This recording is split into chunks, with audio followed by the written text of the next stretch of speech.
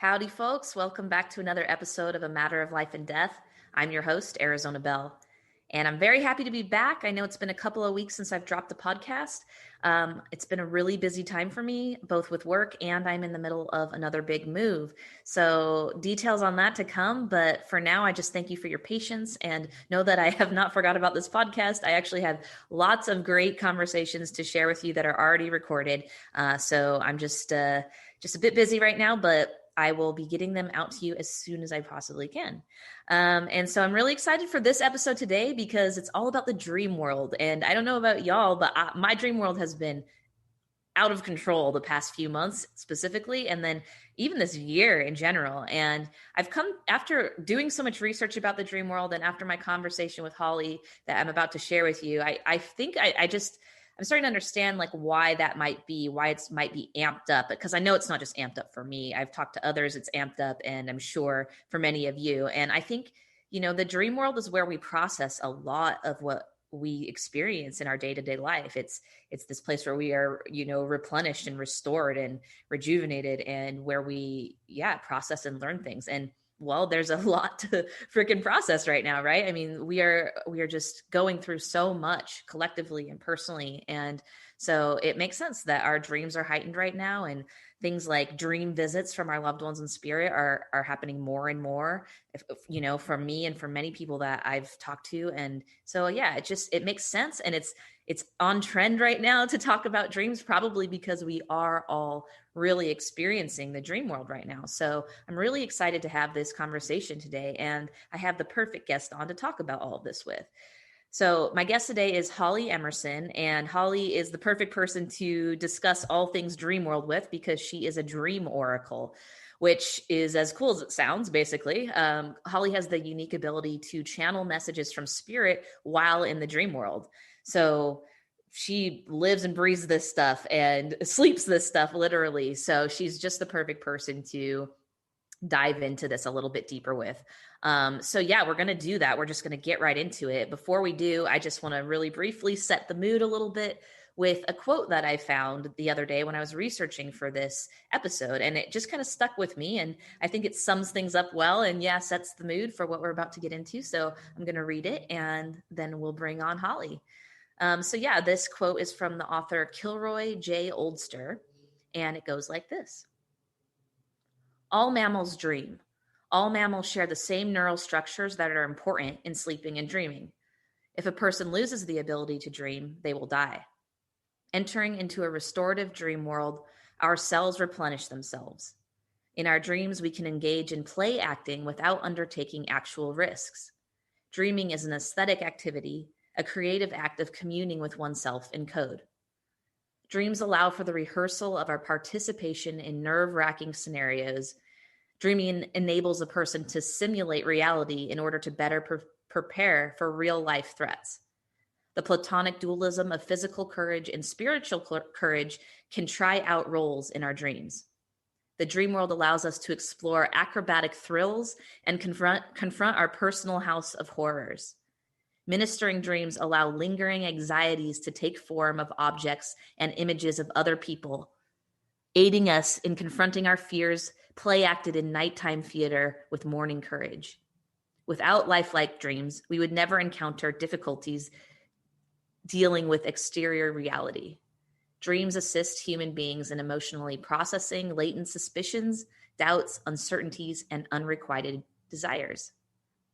And that's the end of the quote. And again, I think it really sums up the importance of the dream world and our dreams. And so, without further ado, let's get even further into it. Let's bring on Holly and let's dream a bit together. I hope you all enjoy this episode. Miss Holly, it is so good to have you back with me on the new podcast. How are you? Yeah, thanks so much for having me. I'm doing great. It's so lovely to connect again. It is. Yeah. For anybody who used to listen to me on Spirit Guides Radio, you probably recognize Holly because we did a podcast previously. Gosh, how long ago was that? Like a year and a bit. Wow. Yeah. Yeah. Crazy. So, but I'm very happy to have you on this new podcast and have a new fresh conversation because, oh, how the world has changed since then. Oh, Oh my gosh, yes. So at that time when we recorded the last podcast, you and I were both living in Mallorca, Spain, this beautiful little Spanish island. And we were just living our best lives, having sushi, drinking champagne, talking the shit about spirituality. And then COVID hit and we both fled. Pretty much, yeah. Yeah, Yeah. that's exactly what happened. Oh my gosh. We could never have guessed, but we'll always cherish those Mallorca days and hopefully we can get back there. But anyway, Mhm. now we're here and back in Canada. I'm back in the States, at least for now. And yeah, so how have you been? Let's just check in here. Yeah, it has been quite the year. I'm doing really well. We ended up moving back to Canada unexpectedly during COVID, so that was a big shift, and now we're in northern British Columbia, and it's very cold. Very different than And Spanish it's Island. very, yeah, it's very different than the Mediterranean. But yeah, no, I'm doing great, and business has been thriving through this. I feel very fortunate through 2020 and, been getting into 2021 now that my business has been doing really well, and it's been very unexpected and very welcomed. Yeah, it's an interesting time with, certain kinds of businesses and industries kind of petering off and not doing so hot, and then certain ones really thriving in this time. And I think the spiritual arts is obviously one of them that is picking up with so many people, staying at home and being in solitude, which you and I both know is where spirituality pretty much blossoms. So I think people were forced into this sort of awakening, whether they are ready for it or not. So a lot of people are looking for answers from people such as yourself. Yeah, yeah, and like you said, people are going inward, and it just seems like dreams are becoming more of a trend these days. Like I'm seeing dreams being talked about in movies, in TV shows, or references to dreams. So it's been really interesting, and so I think that also adds to, this curiosity that people are having. Absolutely. Oh, and I'm going to ask you about this later about like how you've seen from your perspective the dreams shift collectively over the past couple of years. We're going to get into that. First, I just want to rewind and talk about you are a dream oracle. I want to give people a baseline of what the fuck that is. Like, you hear dream oracle and it sounds really groovy and really woo woo, but what does that actually mean for you? And how did you know that you were one? Let's start there. Yeah, okay, rewind. Yeah. So I'm a dream oracle. I didn't even know there was such a thing as dream oracles. And when I discovered that I had this unique gift, I was like, what am I going to call it? Because I didn't know anybody else who did it. And essentially, what it is I have a unique way of connecting with spirit in the dream world. And I receive collective messages. And what makes it really unique is I can actually dream for other people and receive messages and insights for other people. So I do what I call dream oracle readings for other people. I get hired to do that, just like you would get maybe a tarot reading or a psychic reading. I do it all through the dream world. I have so many questions on this. I joked on our last podcast that you get paid to sleep, basically. Who doesn't want that? But also, I've been thinking about it and I'm like, that's actually kind of annoying. Like, you have to work in your sleep. I could see that Yeah. being like, man, I just want to sleep tonight. Yeah, I mean, sometimes I do. I do have boundaries around my sleep. When I first started working with other people in the dream world, it was exhausting. Like I would wake up tired, but I don't anymore. My guides are pretty good at being like, no, Holly, you're dreaming for you tonight. You're sleeping for you, and we're working on you tonight. And I also don't dream for clients on the weekend. So I've got my boundaries around it. So you have like, so you basically, you'll dream during the week and then on the weekends you're off. That's Yeah. very interesting. So I have so many questions. Forgive me. I'm like a puppy dog ready to rock and roll here. So on the weekends, do you notice that your dreams are like significantly different? Are they for you, or do you not dream, or what happens? Yeah. Well, when I dream for clients, it is very different. And each client is very different than the next. And so I can distinctly tell the difference between dreams for me, dreams for my clients. But collective dreams, like sometimes the messages for the collective will come in on a weekend, but it's not, I don't feel like it's extra energy being like drained from me when I'm dreaming for the collective. I think when it comes down to it, most of us each night when we're sleeping, we're dreaming for the collective, or there's like a collective component. So it's not like it's more exhausting for collective dreaming, but it's just that client one-on-one work and work with my students. I do Monday or Sunday night to like Thursday night, and then Friday, Saturday night. Friday and Saturday you party. You're like, pop that champagne. I'm not dreaming tonight. Okay, so do you know how some people, I mean, most people will just think we have wild, crazy dreams that mean nothing.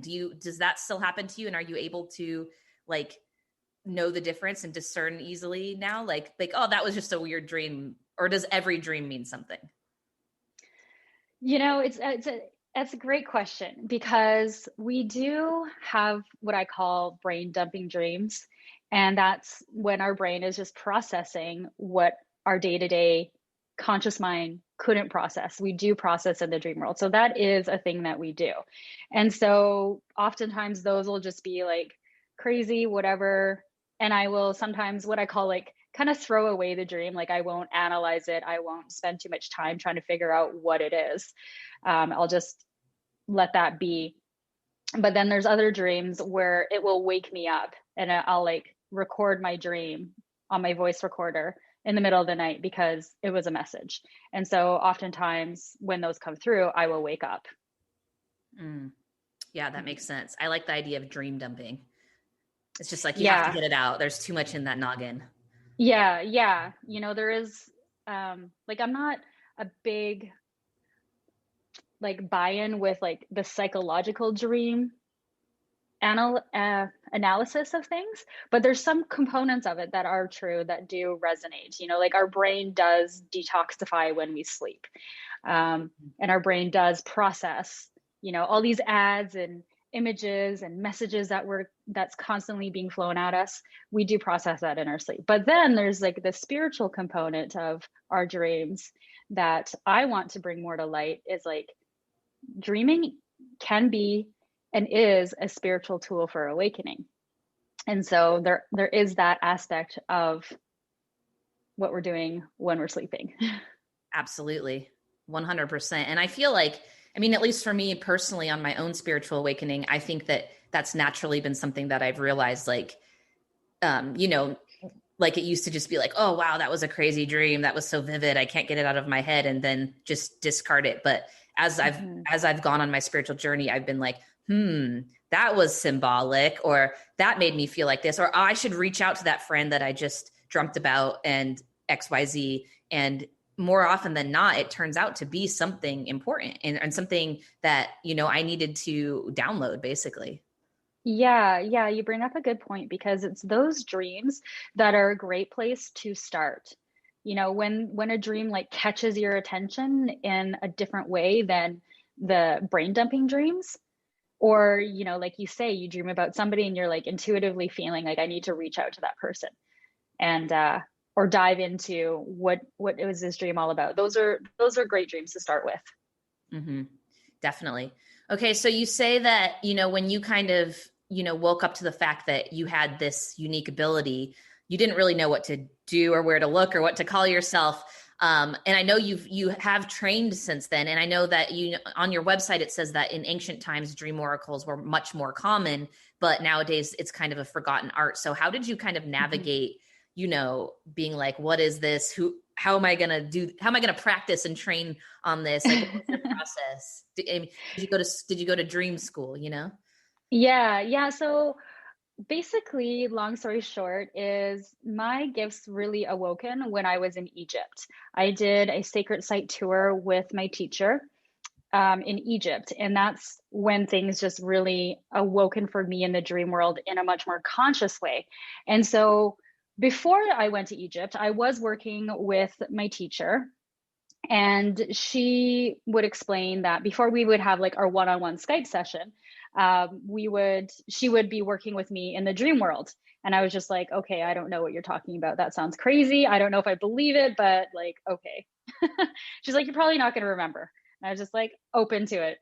And then it was in Egypt when I noticed that I was actually remembering this quote unquote night school, is what she calls it.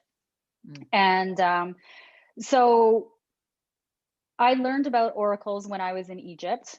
And then it awoken in me a few months after, like my conscious knowing of like being an oracle awoken, because I started really understanding the messages that I was receiving on a collective level.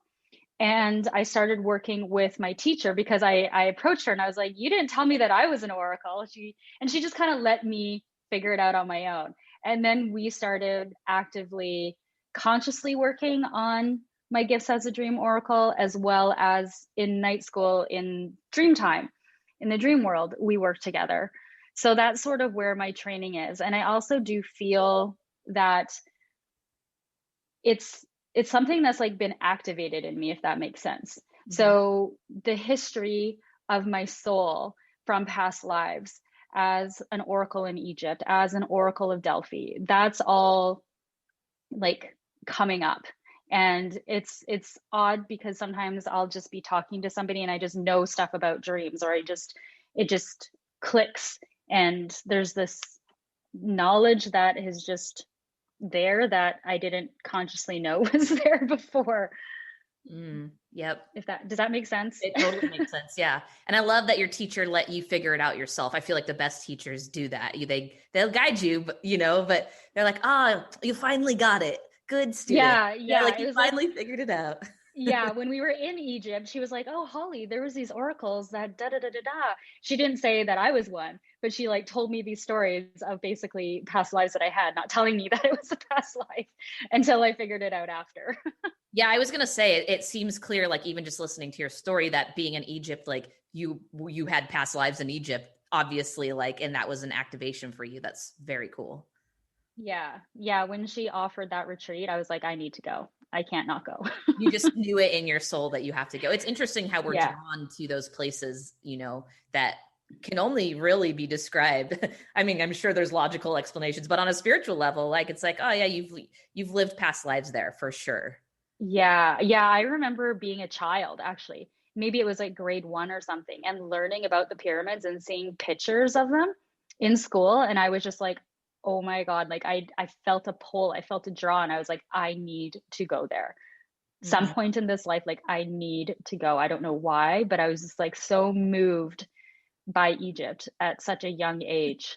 And then now I know why. And then you do, and you walk out a dream oracle. That's pretty groovy. Gotta say. Awesome. Yeah, very unexpected. Hard right turn in my life.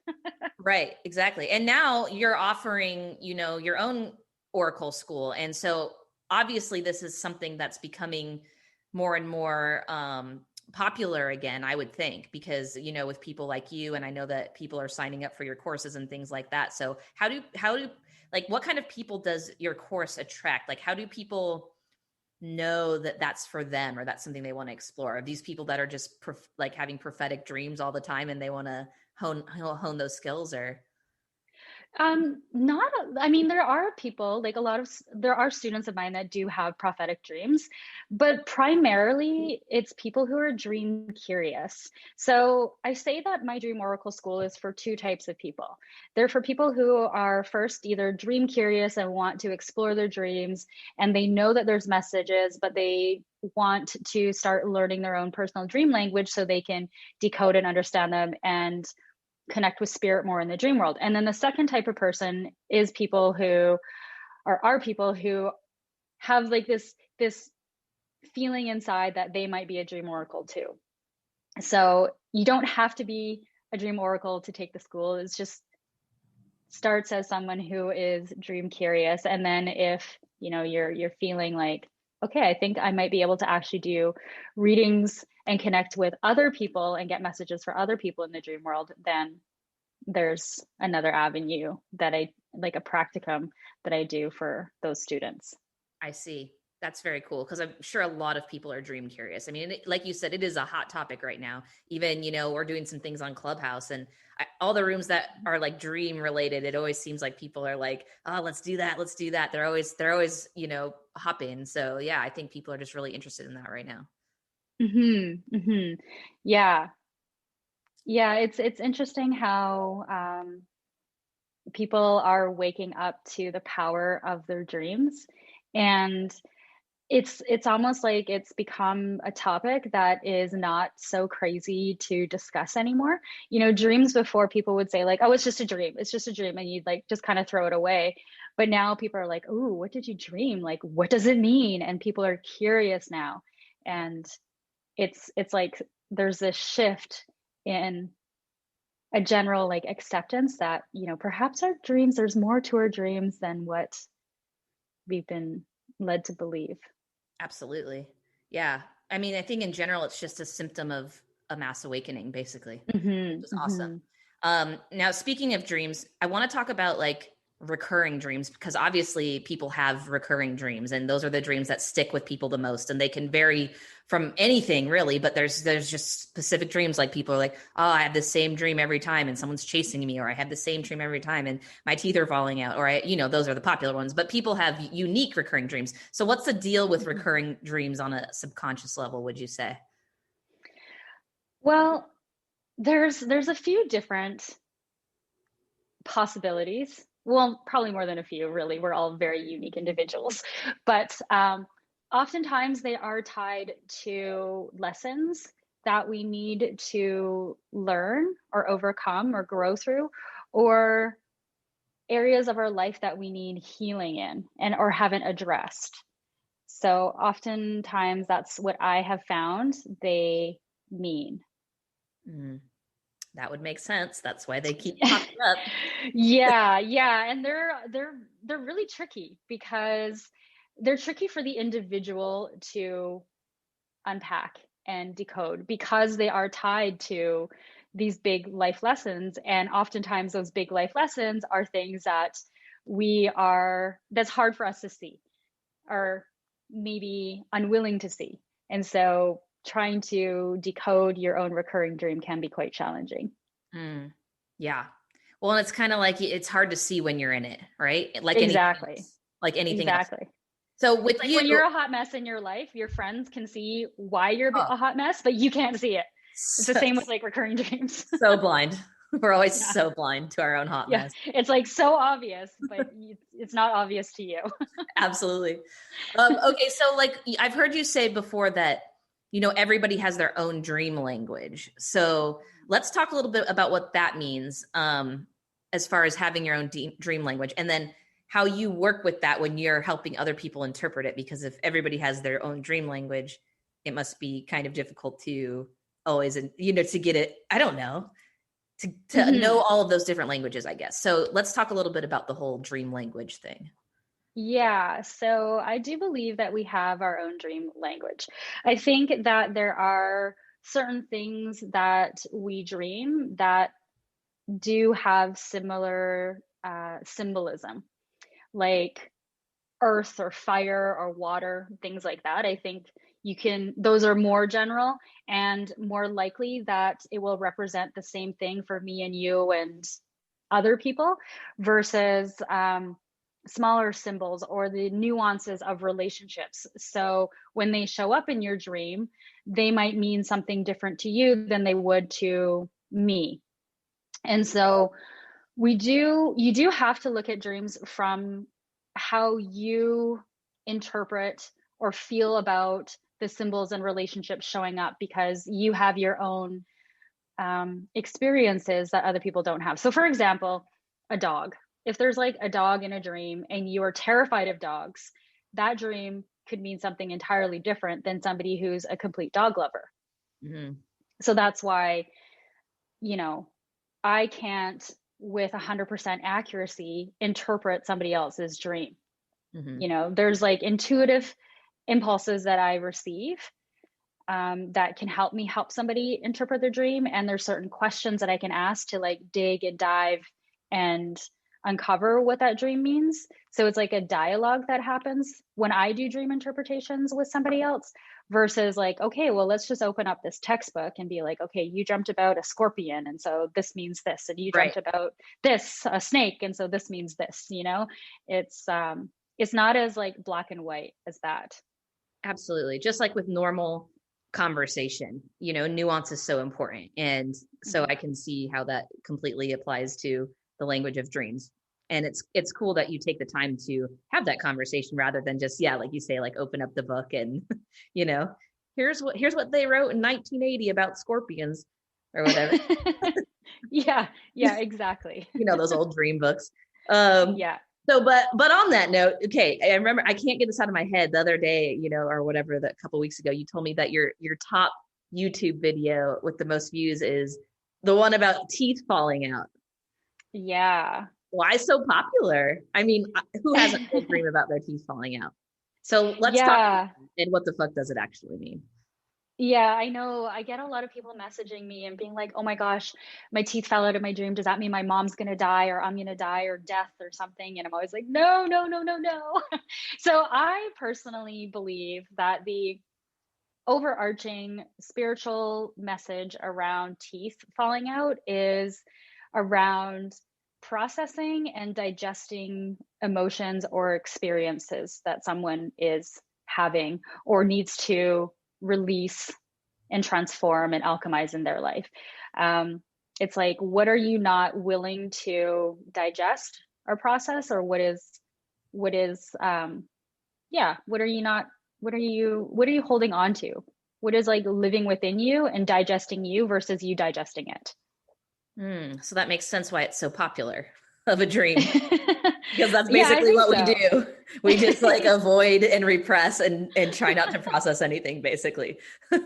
At least traditionally. Now we're not doing that in the new world and the Yeah, new age, but like, you know, that's, yeah. I can see why that would be such a popular dream. Yeah, yeah, and I think is it, oh my gosh, now I can't remember if it's like Freud or Jung who says that it has to do with vanity.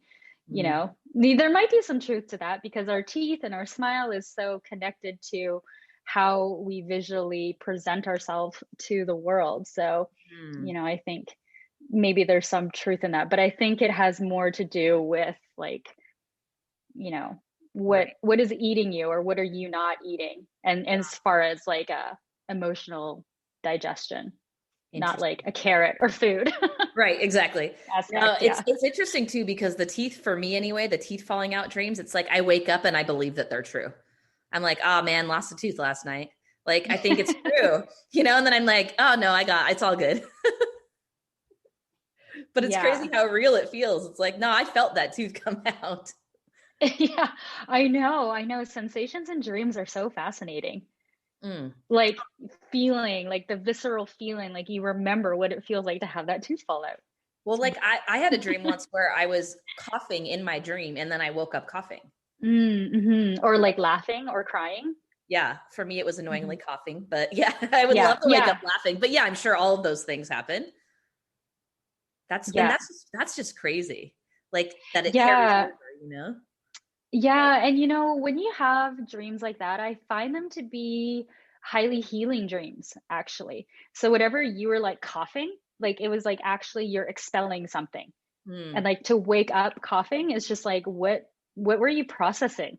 You Oh, know, and what did you actually release? and it was a serious dream. It was one of those vivid. It was actually a dream visit from my mom, and she Mm, was taking me into all these different rooms, introducing me to all these like high level people that I was going to be acquainted with, and like I couldn't handle it, and I would just started coughing. I'm like, every time you take me into these rooms, mom, with all these people, like I can't, I cough. It's like, and then I woke up coughing. So there was something probably about mhm. worth. I don't know. You don't have to be a fucking psychic to figure that out, or an oracle, but you know what I Yeah, mean? So I can yeah. see that because it was a really profound dream for me. So it would make sense that the sensations would go be attached to something like that. Hmm. Hmm. Yeah, that's those dreams are highly transformative. Mm. Yeah, Yeah. that was one where I actually got out my voice recorder, and like I don't do that a lot. I know that you do that a lot. That's part of your job, but I've only done that with like two or three dreams in my life, and that was one of them. I was like, "Oh my god, that was serious." Yeah, yeah. So it Yeah, felt it that's felt very like work cool. was being done. Yeah. Mhm. Mhm. For sure. Hmm. It was. Yeah, for sure. We can't deny that. All right, let's talk about a little bit about the collective dreams, because I know that you've started something on your Instagram account called the Daily Dream Collective, where which I think is so cool, which you ask people, what did you dream last night? And then you get on and you sort of analyze it and pull out common themes and whatnot. So tell us a little bit about that, And also, yeah, well, tell us a little bit about that. And then I have some follow-up questions. Okay. So, yeah, I thought I would start this daily exploration to see what we are collectively dreaming, because I believe that when we go into the dream world, it's literally like the spirit world. It's a collective conscious, and we are all connected to it. And so we are, I mean, just like we see how interconnected we are in this physical reality, it's like an exploration to see how interconnected we are through our dreams and dream time. And so it's been a fun little exploration to see what themes and messages are coming up on a collective basis, because I do, this is an invitation for people listening. Instead of looking at your dreams from the perspective of like, what does this dream mean for me? Start looking at your dreams and asking the question, what does this dream mean for the collective? And you might start seeing more messages. Well, and it's very appropriate for right now, Aquarian age. Like, it's literally this shift from me to we. It's like, so it makes sense that you're called to do this collective analysis, and that you're inviting people to switch their brains around that. I mean, it's very of the time, I think. Yeah, I didn't even think of it like that, but yeah. Yeah, well, I've been having a lot of Aquarian age combos, I got astrologers and stuff, and that just makes sense. I mean, it is this big shift to the collective. So to look at dreams in that way is powerful. And so, I remember you told me that, you had a dream about like a collective message for the year for 2021. I can't remember what it was, but you do. Yeah, it was very Aquarian, actually. Okay, perfect. Yeah, it involved Justin Bieber. Oh yeah. Okay. I love this. Let's do this. No, it was yeah, well, briefly explain the dream, and then did you want me to say what the message was? Is that what you're asking? Yeah, explain the dream, explain the message. Yes, please. Yeah, so so I was in this dream with Justin Bieber, and we were just chatting, and we were having a conversation, and he was sharing with me how he has struggled in the spotlight with how people perceive him and how people attack him. And he just like shared, how challenging it was. And so we just had some dialogue around that. And when I was leaving the conversation, because I had an appointment in the dream world to go somewhere else. And so he was wearing glasses, and he gave me his glasses. He was like, "Oh, you need these glasses." And I was like, "Okay, cool, thanks." So I took Justin Bieber's glasses, I put them on, and I was walking through this mall to get to my appointment. And I remember walking through the mall and thinking like, wow, this is crazy that I can see perfectly clear through Justin Bieber's glasses, because my prescription for my glasses is actually quite unique. And like, I'm sure there's nobody else with this prescription. And so I was like, oh, that's so interesting that I can see perfectly clear. And then I realized, I was like, oh my gosh, I can see through the lens of Justin Bieber now. And essentially, long story short, what the message was for 2021, it's exactly what you were saying, is like shifting from that I perspective and moving to the we, in the sense of like, what is it that you want to accomplish? Because at the beginning of the year, people are often reflecting on their New Year's resolutions, their goals, and what do they want to accomplish in their life. And it's like, okay, you can still have those, but what's more important is, what do you want to accomplish as a collective? Where do you want us to go as a collective? How do you want, like, what is the world that you want to wake up to every day from a collective lens? And like, how can you drop the I from all of your goals and make them we goals, collective goals, and really embody that from a deeper perspective? Because it's not a new message, but there's a new download and a new resonance that's available for us to move forward as a collective than there were in the past, if that makes sense. It's like before, people would talk about like, think about your neighbor, think about, other people, be mindful, and, we are all one. And it's not that that's not true, but we're being called to go at such a deeper level, which makes sense with, what we just talked about, the Aquarian age. And so it's funny because when I'm not huge into astrology, like I do follow it to an extent, but I don't know all the astrology terms and everything. And so when I like felt this message come through, um, and then now knowing, okay, it's the Aquarian age, it aligns Mm-hmm. so nicely with where collectively we are being called and where we need to shift our focus and embodiment. It's really cool when all the different modalities are saying the same thing, basically, and they validate one Yeah. another. And yeah, I hear you. It's like, yeah, we've always been like, oh, we're all one and love your neighbor. But it's like, it's the time to embody it now and like on a deeper level. And it's also, it's such a time of urgency to do so. I mean, look at what we're going Mm-hmm. through collectively, like Mm-hmm. as a whole entire planet. Like, we are in this together, literally. Whatever your stance, Mm-hmm. whatever your views on what's happening, like we're all in this together right now. We're all Mm-hmm. experiencing this like shift show, right? Like we're experiencing it, so we have to be in this together. It's going to be Yeah. really fucking lonely if we continue to hold on to that I in everything we do. Yeah. Yeah, we're going to implode if we don't. Like we literally need to get rid of that word, the I, from our vocabulary. Hmm. Also, I have so many things to say about Justin Bieber, but he I know. once ran into me on a skateboard in New York City. That's all I'm going to say. It was wild. It was Oh, wild. that's random. It was super random. And I was walking down the street with my friend. It was the first time I'd ever been to New York City.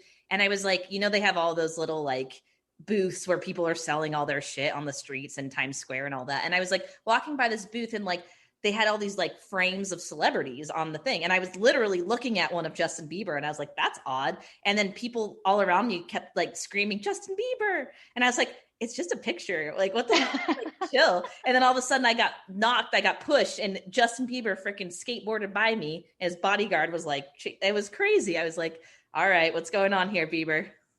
Oh, that's so wild.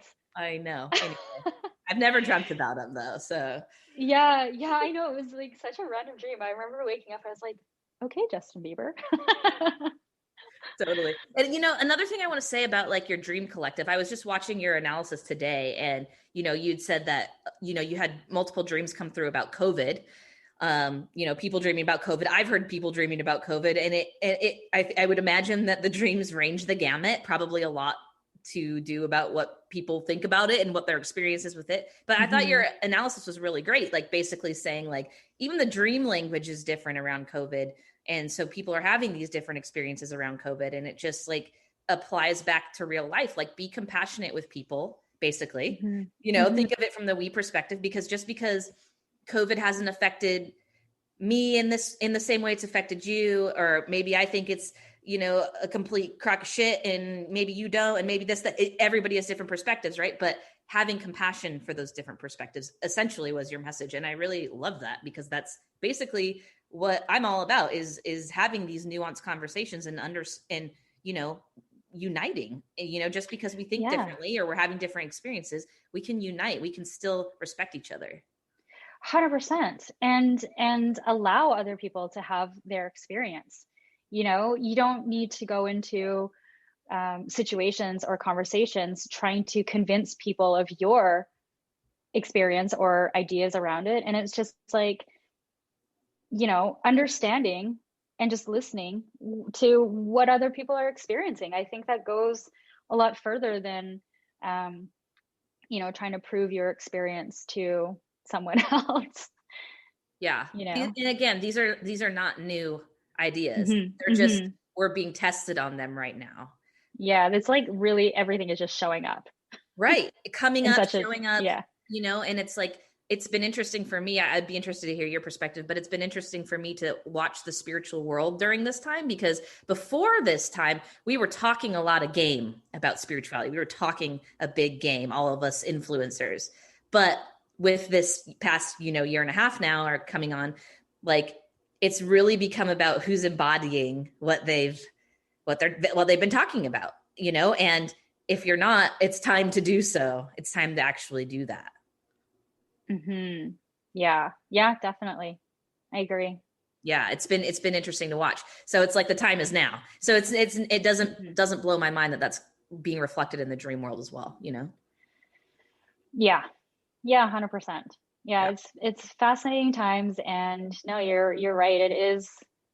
It it's interesting to see. Like I feel like I've actually been watching people in just the regular space more than in the spiritual space to see Mhm. what people are doing and see how people are shifting, because I'm very curious. I'm always curious to see like what is causing people to finally ask new questions, Mm. you know?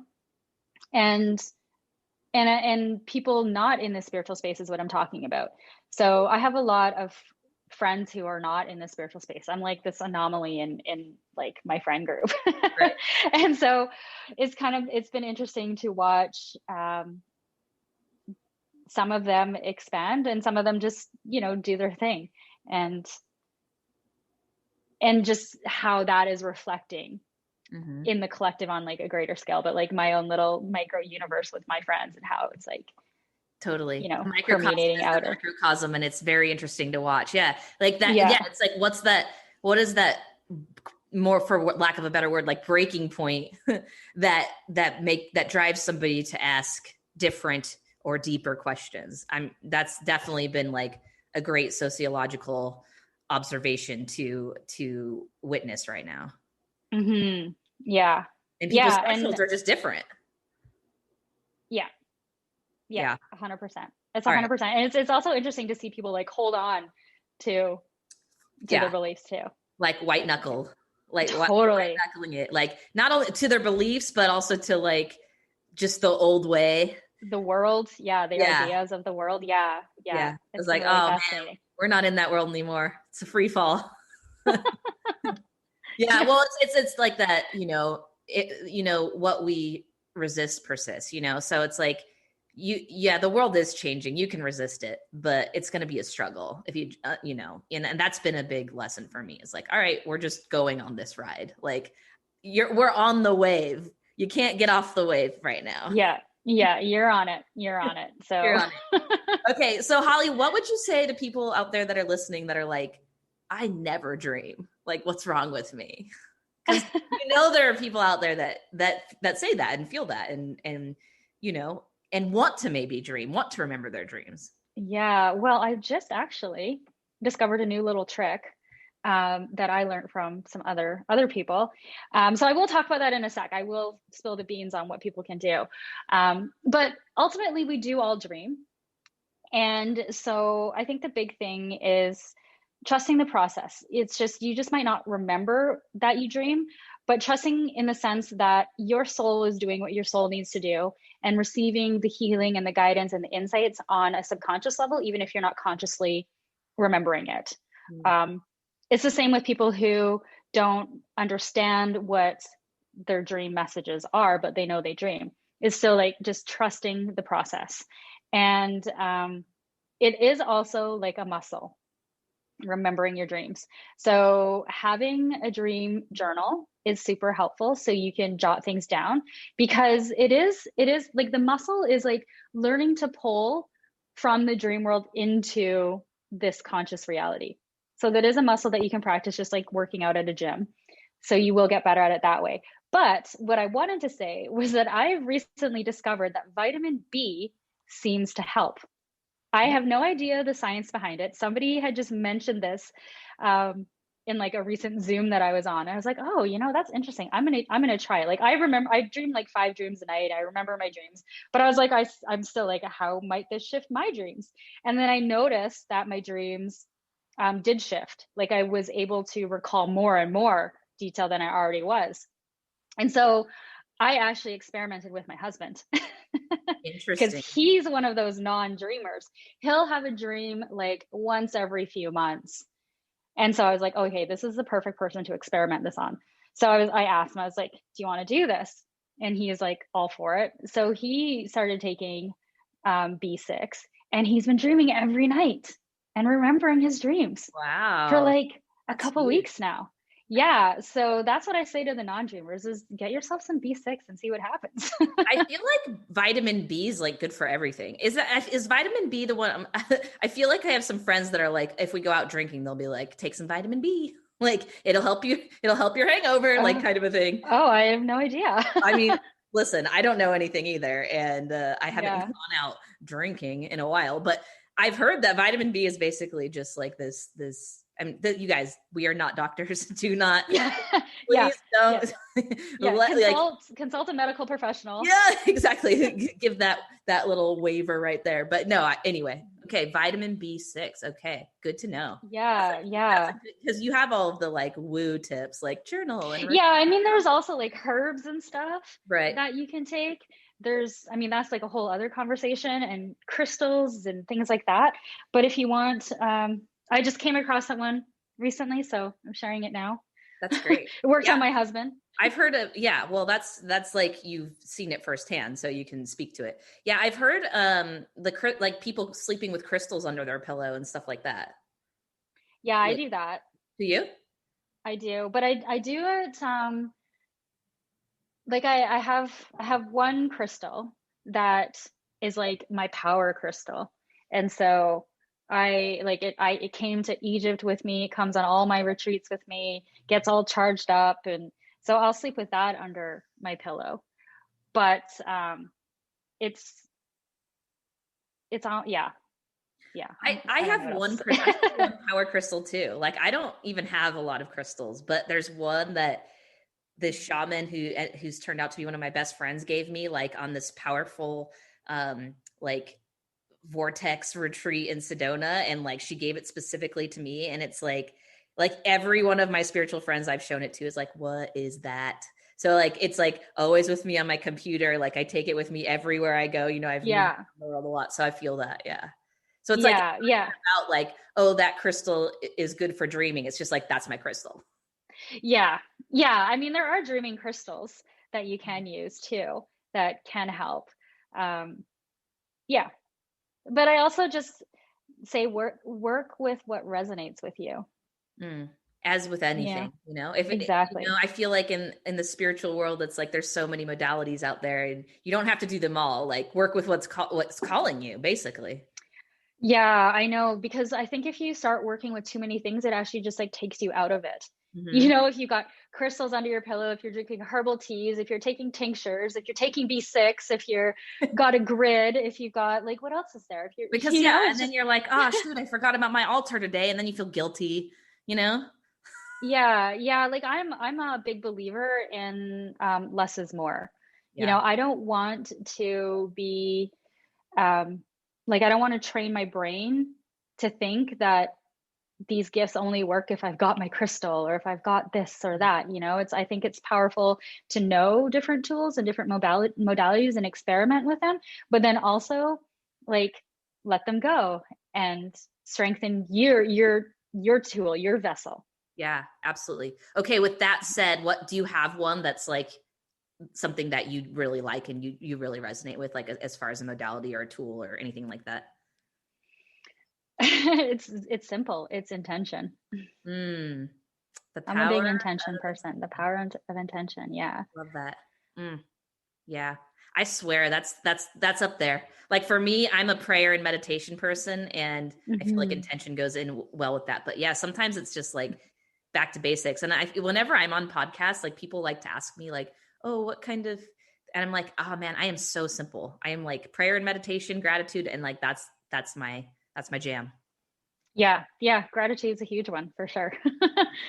All right, Holly, Yeah. thank you so much for this chat. I love chatting with you, obviously, and people are all into dreams right now, so I'm sure it'll be a hit. And how can people find you and work with you and all of those things? Because I know you've got a lot going on.